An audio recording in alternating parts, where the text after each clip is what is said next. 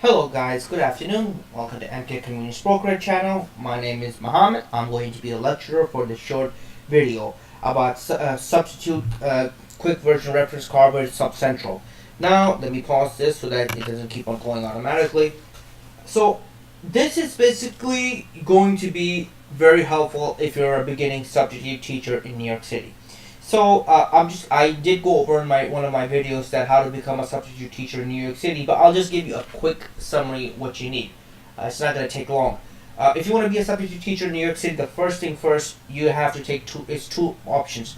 Either take the teaching certification test. I mean, anyone could take it. Doesn't matter what major you are.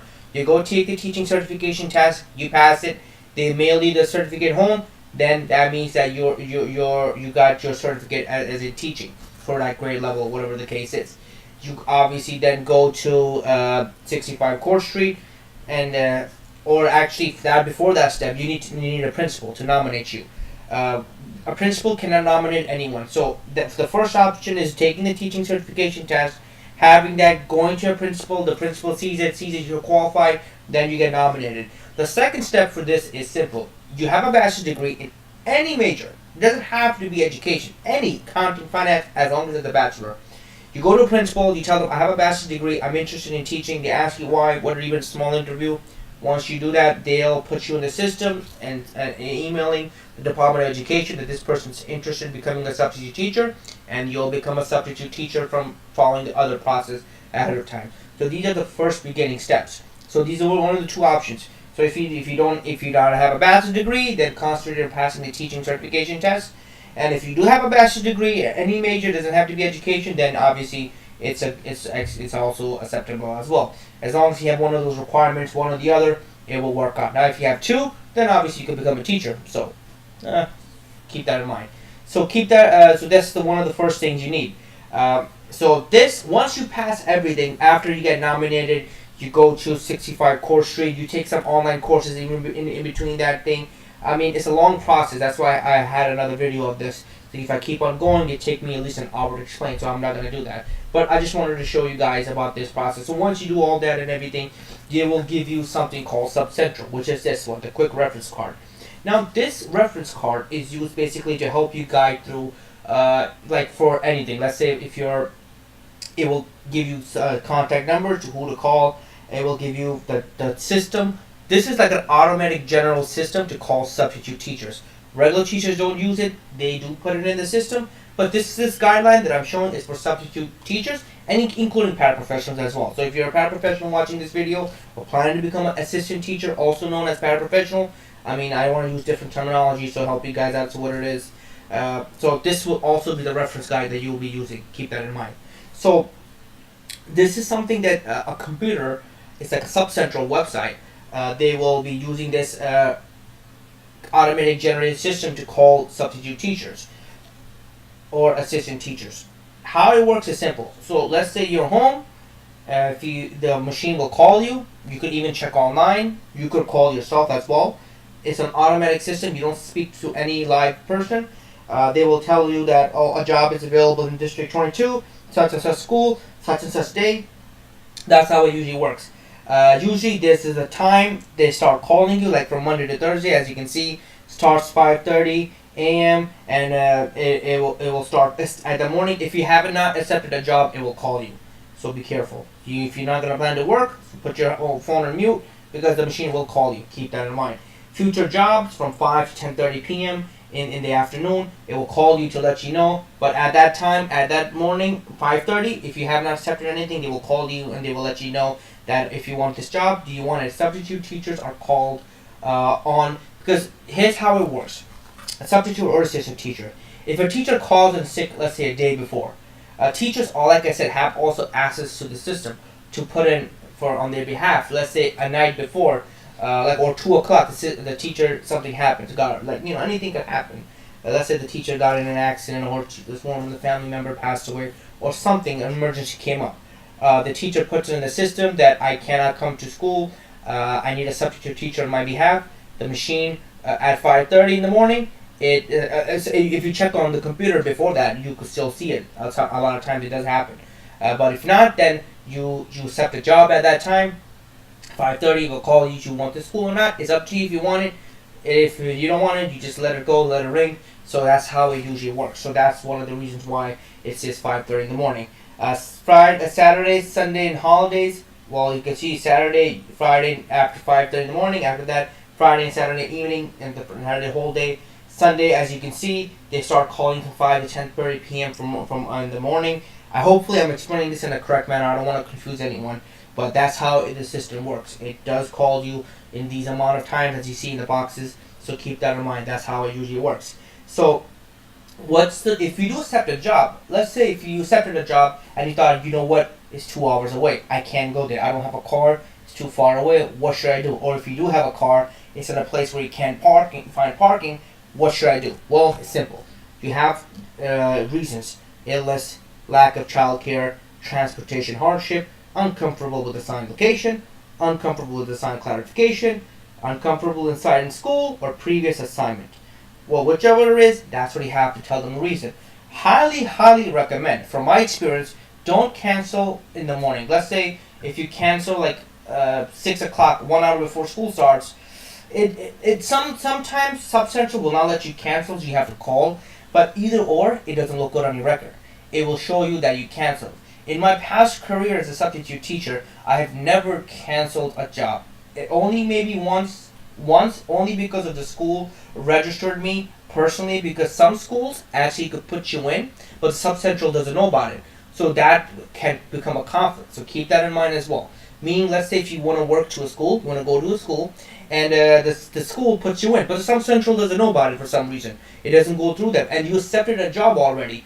That could become a cancellation reason as well. So if you accepted a job in the school, don't take any job in Subcentral, because Subcentral doesn't know about it. So that's all the reasons. Going off track, that's how the decline reason is. Don't cancel in the morning, because they could also have a hard time giving to another substitute out there, and it doesn't look good on your record. So that's just want to let you know. Telephone instruction: when you call the number above, you enter your access ID followed by the star key. You enter your PIN. Do not lose the PIN. Keep it in a phone book or something, or something to remember, because if you're not using it constantly, you could forget. So, and if the system calls you, pressing the star key. Let's say the system calls you, you press the star key. You wait for 2 minutes to enter your ID and PIN. Once you do that part, page number 2, then the registration process. That's how it usually works when you call them. It's a little bit confusing while I explain, but once the system calls you, just follow the steps and everything, and it will show you. And one thing in mind: if you do accept a job on the phone, make sure you write down the assignment number. Every job you accept, you get assignment number. I used to save this assignment number, because what happened is sometimes if you go to a school, the assignment number is not in the system. So it becomes a problem. The school thinks that you were not supposed to come, but you were expecting supposed to come and teach. And you don't have the number on it. Your phone internet is not working in school. Sometimes these schools have some type of jammers or something. Obviously, go in, it doesn't work. I mean, it happens, especially in a big building. Your reception is poor. Always write it down on a piece of paper or something, just in case, or save a screenshot on your phone or something, so that you can show them that, you know what, I was supposed to be here. You should give me something, because I did come far away, and they should be able to accommodate you. So how do you register for this? On the phone, you have to register. Press 1 to accept. So let's say you record your name followed by the star key, because you do have to accept. If the machine is going to be calling you, the machine does say that this message is for such and such person. Let's say Muhammad. Then you press the star key, and obviously show that it is you. You press 1 to accept, 2 to re-enter, 9 to exit and hang up. As you can see, these are instructions right over here. If the system calls you, here the job offer. These are all the instructions right over here. That's why I wanted to show you in this video. Here the cancellation. They also talk about cancellation and everything. And if you're gonna call the system, menu option, it does give you the assignments over here. You can always hang up. If you don't accept the job, just hang up. It doesn't it doesn't really matter at that time. If you hang up or not. And this is page number 3. Let me see my flashcard. Okay. Review or cancel assignments. As I said, I highly discourage canceling assignment an hour, 2 hours before. Always do it in advance. Only do it if it is an emergency. And always recommend doing the job whatever you accepted. It's better to go through. like it shows you step by step how to cancel assignment. Here are available jobs. These are all if you're calling the system. Change your callback number. So keep this in mind with the callback number. I should explain this as well. Keep a number because the machine is going to be calling you a lot of times from Monday to Friday. So I would recommend having a number that they call you and you accept the job requirement and everything, because it's like you don't want to use a number that you might use again, and or you change your phone number, and guess what? The machine is calling that number, and you're not getting any assignments. So it doesn't make sense. So keep that in mind. Whichever number you use, always go online, double check everything to see everything is the number is correct and everything. Because a lot of times, guess what happens as well? Let's say if you're a paraprofessional or a substitute teacher, and or you're working in a school, now you're certified, you got your license and everything, but you're substitute, you haven't got an assignment yet. Some schools could see that. Let's say if they see that this person is a substitute teacher, and they actually end up calling you personally because they have the number on file, and they will say, you know what, this person is actually good, let's get this person to work in our school. And guess what, they will call you personally and you get an interview. Since you're already in the system, it gets really easy to get in. So that's one part, just I want to let you know. Now, change your callback number, as I stated. Review or modify temporary do not call times. Now, this part is very easy. Now, let's say, for example, if you're unavailable for a month, you have to do at least 20 days in a year in order to keep your substitute teacher or assistant teacher license. Now, after you do your 20 days, you don't have to work at all. You're good. You're secured. You for the next year, you have to do another 20 days. So it's like 20 days of work. Now, if you don't want to get called, let's say you worked 3 months, a day, 2-3 days each. You made about 9 days you work, but the rest of the 3 months you don't want to work. You want to stay, like calm. You're probably going on vacation. Maybe you got another job from a different timing that you're not even confident. Whatever the reason is, you could do temporary do not call list. So you go online on Subcentral, and you actually put in the system that you don't want to get called for such and such amount of time. Guess what? The machine will not call you for temporary do not call list. And they will not bother, they will not call you, will not ring, so you don't get harassed. Because the machine is not going to be calling from one number. Keep that in mind. If you think you could block the number and the machine doesn't call you, it's not going to work. The machine will call you from different numbers.